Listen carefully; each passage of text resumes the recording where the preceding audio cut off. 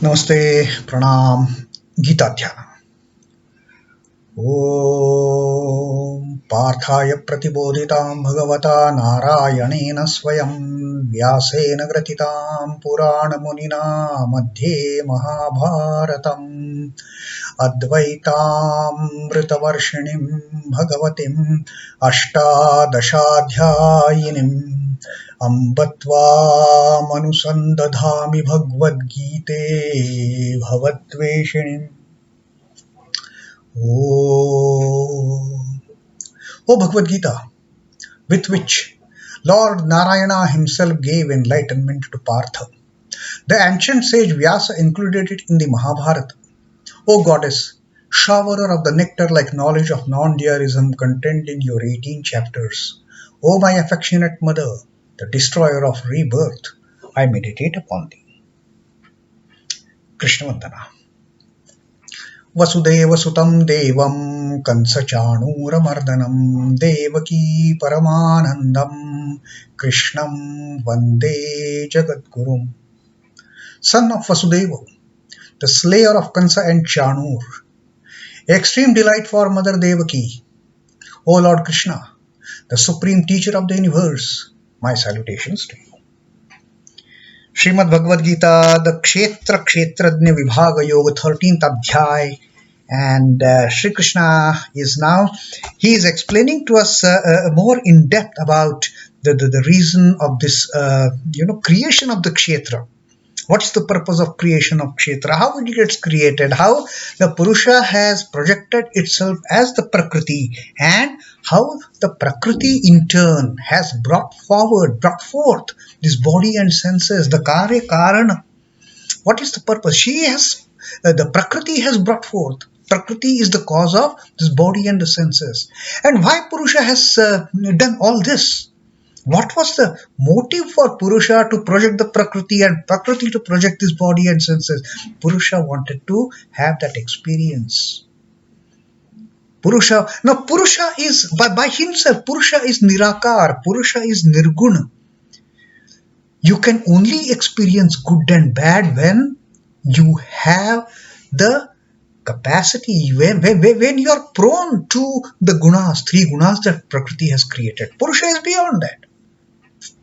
Purusha doesn't know what is sattva, what is rajas, what is tamas. Purusha doesn't know the pairs of opposites, how to experience them. So this Prakriti has been projected. Prakriti in turn has projected this Kshetra. Now the Kshetradnya, the ultimate Purusha, wants to have some kind of experience of created out of these, born out of these 3 gunas. So Sri Krishna told us that because of this motive, all this thing has come into existence. Karya karana kartutve hetu prakrutiruchyate. It is said that Prakriti is the cause of this body and the senses, creation of the body and the senses, production of the body and the senses. And purushah sukhadukhanam bhoktrutve hetu uchyate. It is said that Purusha is the cause behind getting that experience of pleasure and pain, getting that experience of the pairs of opposites. Now the things are becoming clear to us as Sri Krishna is slowly explaining the mystery behind this creation. Mystery behind the creation of this Kshetra, which has come down from the Kshetradnya. And the Kshetradnya, the ultimate knower, he is playing all this game by projecting as himself as the Prakriti, and then Prakriti bringing forth all these multitudes of bodies and creatures and beings, and with the 3 gunas, enjoying, or rather more than enjoying, having all those experiences. Whether enjoying or not enjoying is a different matter, but we experience with the intention of enjoying, and we land up in trouble, that is a different matter. So this is what happens, how the whole thing has come into existence. Now, what happens? This Jivatman who has come down from the Paramatman in order to have this experience through the body and the senses. What happens to the Jivatman? Is it that after one birth, Jivatman goes back? No. Ultimate objective is that the dweller inside should have the final ultimate enlightenment of oneness with the Lord. The indweller inside, unless and until those desires of experience are fulfilled, that poor fellow has to jump from one body to another. He gets into the body with the hope that, oh, I will have that enlightenment. But what happens? That great enchantress, the Mahamaya, he traps that Jivatman into the body and the senses, and instead of getting onto the path of enlightenment, the body and the senses start walking the path of so-called enjoyment and land up again in trouble. And then the Jivatman feels, no, this is not the way I am here for. This is not the reason I am here for. I am here to know my oneness with my original Purusha. Then give up the body. Take another one. Is that body going to help that Jivatman out? We don't know. We don't know how many bodies the Jivatman has to change. And Sri Krishna is going to tell us why this particular thing happens. Why this particular thing happens, that the Jivatman, poor fellow, has to change one body after the other. Now Krishna is telling us, purushah prakrutistho hi bhunkte prakrutijānguNān kāraNam guNasango'sya sadasadyonijanmasu. That is the reason. Purusha prakrutistho. Although Prakriti is projection of the Purusha, but still Purusha is not different from Prakriti. It is not that like our physical bodies, you and me, Purusha is one and Prakriti is one. No, they are absolutely one and the same thing. After all, Prakriti is just the projection of Purusha. So, seated in Prakriti, Purusha experiences the gunas born of Prakriti. Purusha prakrutistho hi bhunkte prakrutijānguNān. He enjoys, he experiences. Bhunkte is enjoys, or rather experiences. And even if it is a sad experience, Purusha enjoys. Okay, that is also an experience. And that's why Purusha is said to be beyond the pairs of opposites. If something bad happens, Purusha is not moved. If something good happens, Purusha doesn't rejoice. He just experiences, he enjoys, that's it. He enjoys the play. What is the ultimate result is immaterial. If it is joy or sorrow, if it is pleasure or pain, is immaterial. Purusha just enjoys. Bhunkte prakrutijānguNān. The gunas which are born of Prakriti, because of these gunas born of Prakriti, the Purusha enjoys. That is his objective. That's why he has brought Prakriti into creation, the projected as a creation. That's why Prakriti has brought forth all these multitudinal bodies and with 10 senses attached to the bodies, keeps on doing all kind of activities. Purusha prakrutistho hi bhunkte prakrutijānguNān kāraNam guNasango'sya. kāraNam is the cause, guNasango'sya, the attachment to gunas. And then what happens? This tiny little indweller, he gets attached to this play of gunas. He gets attached. Let me enjoy. That is what the tiny, the indweller of this physical frame, indweller in this cage, he starts thinking that let me enjoy. kāraNam guNasango'sya, an attachment to the gunas becomes the cause. Karana becomes the kāraNam. Karana for what? sadasadyonijanmasu. And then the good and evil births. It is the cause of birth in the good and evil wombs. Yoni is womb. So, depending on the experiences that the indweller is having through this body and senses, whatever activities are done, that karma, that determines, is the cause of the birth in good womb or evil womb. If the deeds are good, if the karma is good, then Jivatman finds a good womb, a holy womb, a pious womb. But if the deeds done are wretched, if the deeds done are evil, if the deeds done are so ill, the Jivatman has to take shelter in another evil womb. Again, he has to suffer. You see, it is not, ultimately it is not the body or the senses or the mind or the intellect that suffers. It is the indweller which suffers. It is the indweller which rejoices.